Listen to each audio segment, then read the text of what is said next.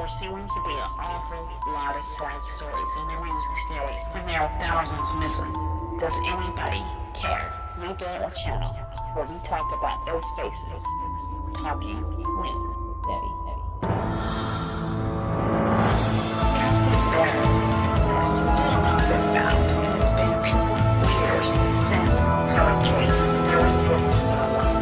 Breaking. Chad Daybell and Lori Vallow both behind bars.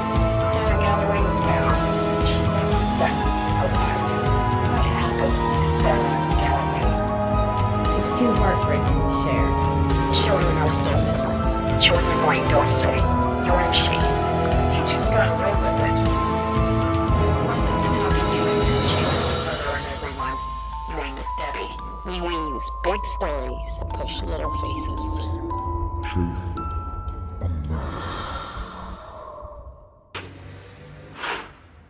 Hello everyone, welcome to Chasing a Murderer Talking News. Before we get started, make sure that you hit that subscribe button. Don't forget to comment below your thoughts of this case. Also hit the like button. That insinuates that you enjoy the content that I put out. It will help the channel out. You can also head to my Patreon page, Chasing a Murderer, and donate if you would like to help bring more content to the channel. So where we left off in part 35 of this Life Beyond the Grave, the Lori Vallow case, we're going to pick up a little bit on part 36. We learned in 2015 there's a lot going on. And we also learned that Lori Vallow admits, according to witnesses, that their intentions with the attack of Joseph Ryan, her ex-husband, was to actually create death. And after tasing Joseph Ryan, we know that he was able to escape and call police. It's important that you understand there are people that realize that these two, Alex Cox and Lori Vallow, intend to cause bodily harm. And they intend to cause it before 2018, 2019, and 2020 arrive. We learned that another voice of warning, avow, an LDS website, is actually gaining popularity with each year that passes. It started in the early 2000s, and as we approach 2015, there's a lot of preppers that understand that this website exists. We're also learning around this time, a lot of LDS members and preppers, they are pretty much claiming that the Salt Lake City area is a place to move to for what's to come in the future. And there has been several people move from their hometowns to the Idaho area. And we learned that Chad Daybell goes on a vacation with his mom and their family. And there he gets a vision that tells him that he should move to this area. Most of Chad Daybell's life decisions, especially drastic ones, are based off of voices he hears. And after returning home from his family vacation, he heads to the temple to get a confirmation. Chad Daybell sees himself as a prophet, and he realizes that at this point his friends and family might not accept him as a messenger of God. In fact, he shares this thought in his blog 2015, which is I think I forgot to mention, he did start his blog website in 2015. He says, of course, there are many grumblers in the LDS community. They were comfortable with their lives and didn't want to hear any messages that might disrupt their happiness. Sadly, both Julie and I have many extended family members who fall into that category. Some of them have found fault with the books, while others simply refuse to read them. They can't comprehend that these two rather ordinary people would be the ones to send out this message. Honestly, neither can we, but we know that this message is inspired from God. It has never been about Julie or Spring Creek books. It is about giving people a better understanding and hope concerning the future. The confidence of a superior prophet, one that even shows signs of holding up above the leaders of the LDS Church. Chad refers back to the Great Recession in the United States in his 215 blog and claims that the 2008 recession was just like as he predicted it happening in his books. But he knew that the end was still several years away, but doesn't really give an exact year of whenever he thinks the end will come. He continues to push the microchips. Microchips are coming soon, and they're going to be implanted into every human around the globe. One of the signs of tribulations. Here we are in 2022, and we still haven't had implants. Now, I'd like to share something from one of his books, and it's going to go over what encouraged him to move from Springfield to Salem, Idaho. Now, remember, he went on vacation with his mother, and during that time, that's where he hears a voice. He writes, "After our vacation, I went to the Provo Temple to get a confirmation about the prompting. The Spirit assured me it was true, but I was still left in the dark concerning the timing. I was working with Hector and Scott on their books, and I knew I'd have to still be in Springville to complete these projects. However, I'd also had promptings I would be in Idaho when I finished my latest novel, Days of Fury." So we know that this book was actually published in August of 2015. He continues with, "So there was a lot of conflicting scenarios being presented to me. I didn't see how it would all fit together. In early February 2015, I received another fork in the road vision. As I looked down the right fork, I saw in the distance a glorious city with a temple on a hill. A voice said, quote, 'Moving to Rexburg will be a tremendous blessing to your children and to your grandchildren,' end quote. I glanced down the left fork, and I sensed it represented us not moving from Springville. That path was filled with many lost opportunities, both spiritually and financially. After this vision, I reread my children's patriarchal blessings, and each one verified what I had seen. A couple of weeks later, as we were eating dinner, the following words slipped out of my mouth." It's at this point that Chad is telling his wife, Tammy, that he has seen visions that suggest that they move to Rexburg. Chad says he didn't finish the sentence because I saw the look on Tammy's face. She loudly said, "What?" Things got a little tense after that, but I explained the feelings I'd have been having and how I wasn't sure how all of these projects would fit together. I said, "Maybe it won't happen for a year or two. Forget I said a thing." Tammy wasn't thrilled, and I completely understood her feelings. Moving to Idaho would be a major undertaking that would actually uproot us from our families. I didn't bring it up again. Then, after a few weeks, Tammy felt impressed by the Spirit that we should at least look into moving. We had learned from past experience that if we were supposed to move, things would fall into place almost magically. If we weren't supposed to move yet, nothing would work out. Tammy started looking at real estate websites. One house north of Rexburg jumped out at us, and there was also a second home nearby that might work. So we decided to drive up to Rexburg in late March. I called up the real estate agent for the first home, and then she agreed to meet us there the following Saturday. He says that they then went and checked out the second home as well. He wrote, "We went to the first house, and it wasn't what had been advertised. They ended up looking at the second house, which he compared to his home in Springville, except it had 4 acres of pasture and a pond.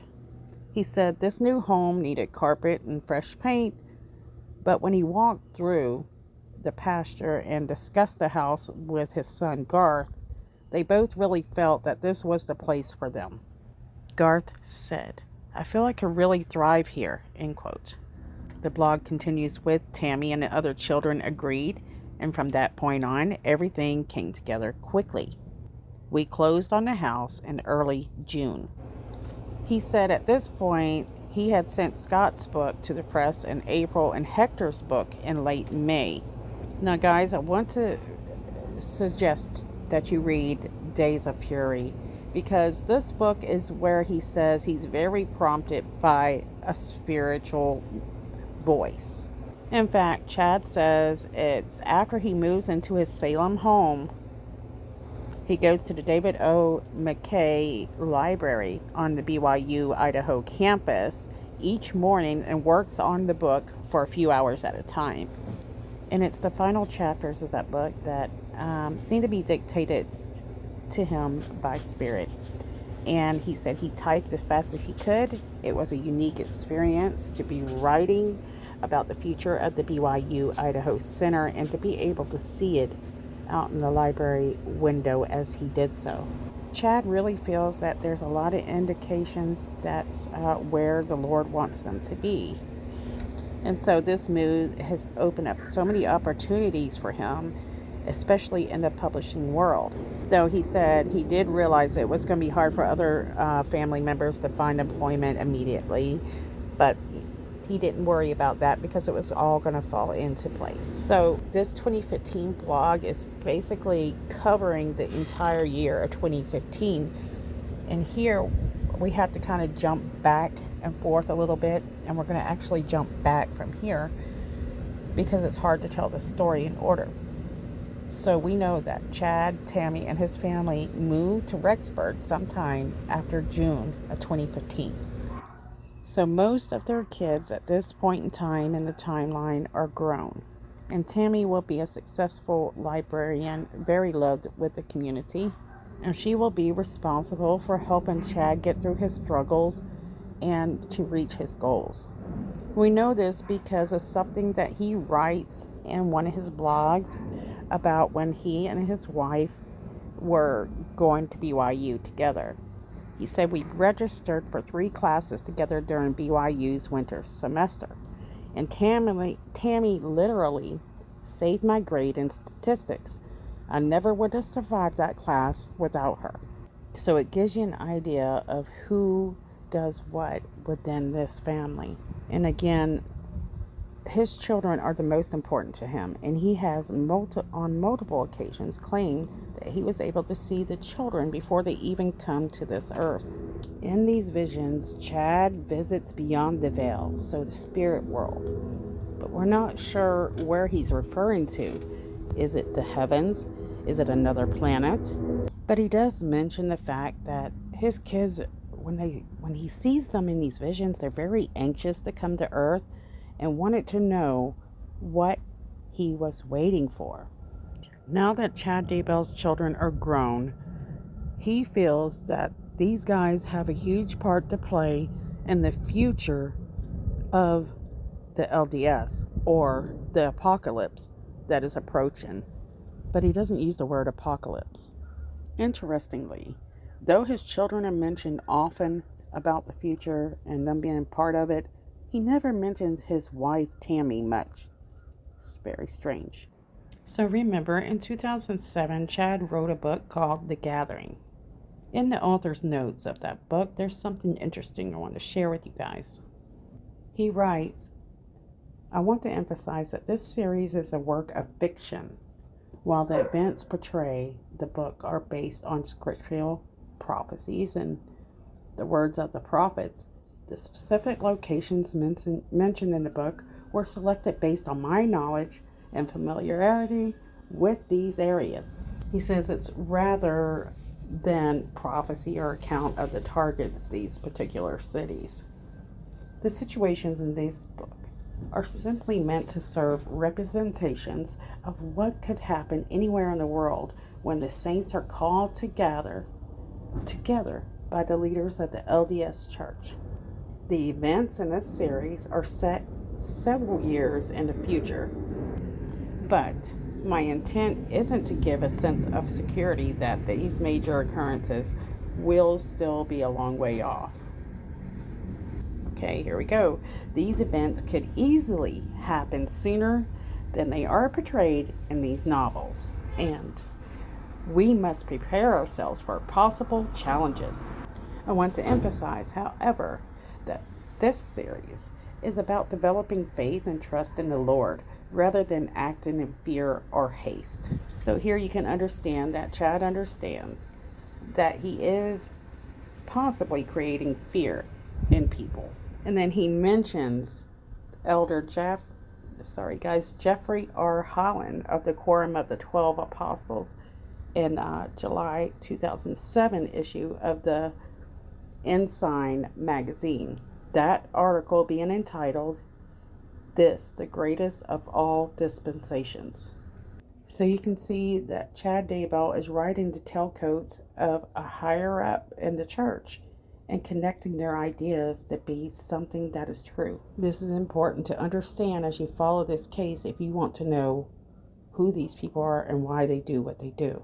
Because they ride each other's coattails and they support one another all the way through.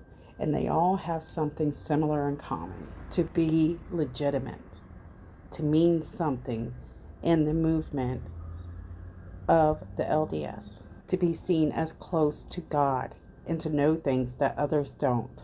Using this great gift to make money, success, popularity, to be admired for all that they are and are not.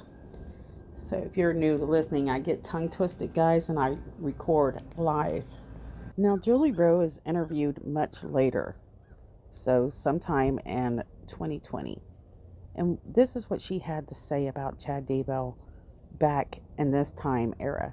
But most people feel that they can only take this as a grain of salt because of many of her wishy-washy ways and statements. She said, "When I knew him and was working with him, I did not view him as a cult leader because he never was like that when I was around him. But I have never been to any of the small gatherings that he conducted in different people's homes in Idaho or Utah." So she does realize during this time Chad is meeting with people privately in small groups. Chad has these small meetings in their homes. He gives priesthood blessings to those struggling, and in those little meetings, he warns of wars soon to hit the nation's turf, and he warns that there is a darkness coming their way. But Chad has an idea of the area that will be safest during this time of destruction and darkness. He will push that Salt Lake City is one of the safest places to move to during this time. But he doesn't dive immediately into the areas LDS people will need to migrate to. This kind of evolves over time, and it's based on the confidence that he gains as he addresses these people. And also what I noticed, and this is my opinion on most of this, guys, based off my research, is that the people that trust Chad, they're not only trusting him at the start of this, they're still looking toward the church leaders for those signs and answers. So while people do attend church regularly, they continue to also set up private meetings with people like Chad Daybell in their homes.